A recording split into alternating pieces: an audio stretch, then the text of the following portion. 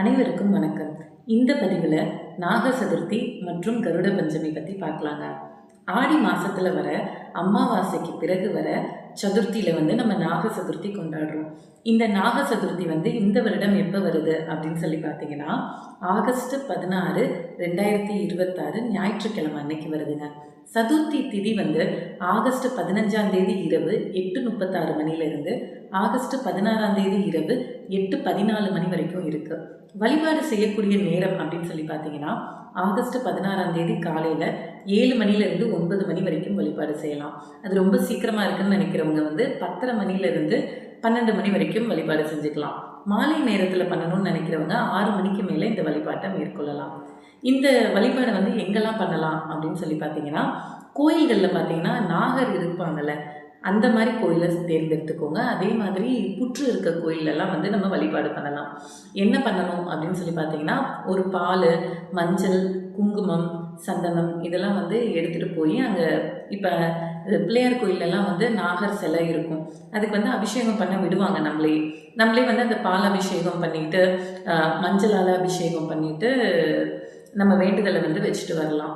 அப்படி நம்ம கோயிலுக்கு போகிற வாய்ப்பு இல்லாதவங்க வீட்டிலையே எளிமையான முறையில் வழிபாடு செய்ய முடியும். அதுக்கு என்ன செய்யலாம்னா நம்ம வீட்டில் எல்லாருமே நாகர் சிலை வச்சுருப்போம்.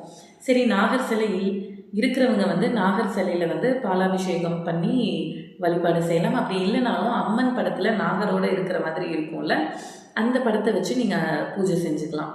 நெய்வேத்தியமாக பார்த்தீங்கன்னா 1 டம்ளர் பால், அப்புறம் ராகு கேது தோஷ நிவர்த்திக்கு இந்த நாக சதுர்த்தி பூஜை ரொம்ப சிறந்தது. அதனால் ராகுக்கு உகந்த தானியமான கருப்புளுந்தையும் கேதுக்கு உகந்த தானியமான கொள்ளு பயிரையும் நம்ம வச்சு நெய்வேத்தியமாக வைக்கலாம்.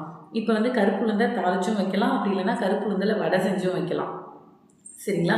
இதை நெய்வேத்தியமாக வச்சுட்டு பூஜை செஞ்சு முடித்ததுக்கப்புறம் அந்த பாலை நம்ம ஏதாச்சும் ஒரு கால்படாத மரத்துக்கு மரத்தடியில் ஊற்றிடலாம். இல்லை மரம் தேடி போக முடியாதுன்றவங்க வீட்லேயே நம்ம பிளான்ஸ் வச்சுருப்போம்ல, அந்த தொட்டியில் கொஞ்சம் ஊற்றிடுங்க.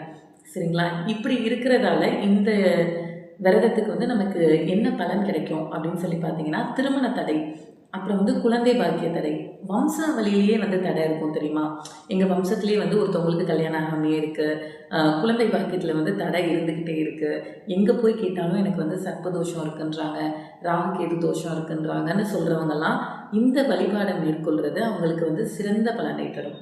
சரிங்களா?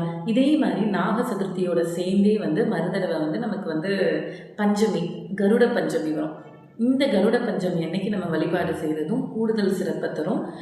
அது எப்போ இந்த வருடம் வருது அப்படின்னு சொல்லி பார்த்தீங்கன்னா கருட பஞ்சமி ஆகஸ்ட் 17, 2026 திங்கக்கிழமை வருதுங்க. சரிங்களா? பஞ்சமி திதி பார்த்தீங்கன்னா ஆகஸ்ட் 16ஆம் தேதி இரவு 8:15 மணிலேருந்து ஆகஸ்ட் 17ஆம் தேதி இரவு 8:26 மணி வரைக்கும் இருக்குது. வழிபாடு செய்ய வேண்டிய நேரம் அப்படின்னு சொல்லி பார்த்தீங்கன்னா ஆகஸ்ட் 17 அன்னைக்கு காலையில் 6 மணிலேருந்து 7 மணி வரைக்கும். அதுக்கப்புறம் நம்ம பார்த்திங்கன்னா 9:10 மணிலேருந்து 10:20 மணி வரைக்கும் வழிபாடு செஞ்சுக்கலாம். ஓகேங்களா? இந்த வழிபாடை நம்ம செய்கிறதன் மூலமாக நமக்கு என்ன பலன் கிடைக்கும் அப்படின்னு சொல்லி பார்த்தீங்கன்னா இது யாருக்கு நம்ம இந்த வழிபாடு செய்கிறோம்? கருடாழ்வார், ஆழ்வார்களில் ஒருத்தரான கருடாழ்வார் நம்ம விஷ்ணுவுக்கு வாகனமாக இருக்கக்கூடியவர். விஷ்ணுவை பார்க்கணுன்னா, நம்ம பெருமாளை பார்க்கணுன்னா கருடரை பார்த்துட்டு தான் நம்ம பார்ப்போம். அந்த மாதிரி ஒரு நிலையில் இருக்கக்கூடிய கருடாழ்வாரை நினச்சி பண்ணக்கூடியது. இந்த நேரத்தில் நம்ம கருட பஞ்சமி விரதம் நம்ம மேற்கொள்ளும் போது பெருமாளோட அருளும் நமக்கு சேர்ந்து கிடைக்கும். என்னெல்லாம் பலன் கிடைக்கும் அப்படின்னு சொல்லி பார்த்தீங்கன்னா உங்களுக்கு திருஷ்டி தோஷம் விலகும். சரிங்களா? அதே மாதிரி நம்ம சில பேர் இந்த செய்வினை கோளாறு இதெல்லாம் இருக்குதுன்னு சொல்லி பயப்படுவோம். அந்த பயம் நீங்கும். நம்ம யாருக்காச்சும் யாரையோ சார்ந்தே நம்ம இருந்துக்கிட்டே இருக்கோம்னு வச்சுக்கோங்களேன், அந்த டிபெண்டன்சிலேருந்து நம்மளை வெளியில் கொண்டு வந்துடும். இந்த மாதிரி கருட பஞ்சமிக்கு இருக்கும்போது நமக்கு நிறைய பலன்கள் இருக்குது. அதனால் இந்த விரதத்தை தவறாமல் கடைப்பிடிங்க. வீட்டில் கருடர் படம் இருந்துச்சு அப்படின்னா வாசனை மலர்களால் அலங்காரம் செஞ்சு ஒரு பால் பாயாசம் ஏதாச்சும் ஒன்று வச்சு நீங்கள் கருடருக்கு நெய்வேத்தியமாக செஞ்சு நீங்கள் உங்கள் வேண்டுதலை சமர்ப்பிக்கலாம். அப்படி முடியாதவங்க பெருமாள் கோயிலில் போய் கருடாழ்வார் சன்னதியில் நீங்கள் பிரார்த்தனை பண்ணிட்டு வர்றது ரொம்ப சிறப்பை கொடுக்கும். தவறாமல் எல்லாருமே இந்த நாக சதுர்த்தியையும் கருட பஞ்சமி விரதத்தையும் கடைப்பிடிங்க. உபவாசமாக தான் இருக்கணுமா அப்படின்னு சொல்லி கேட்டிங்கன்னா கட்டாயம் இல்லை. விருப்பம் இருக்கிறவங்க, அதுக்கான வாய்ப்பு இருக்கிறவங்க உபவாசமாக இருந்து விரதம் இருங்க. நன்றி.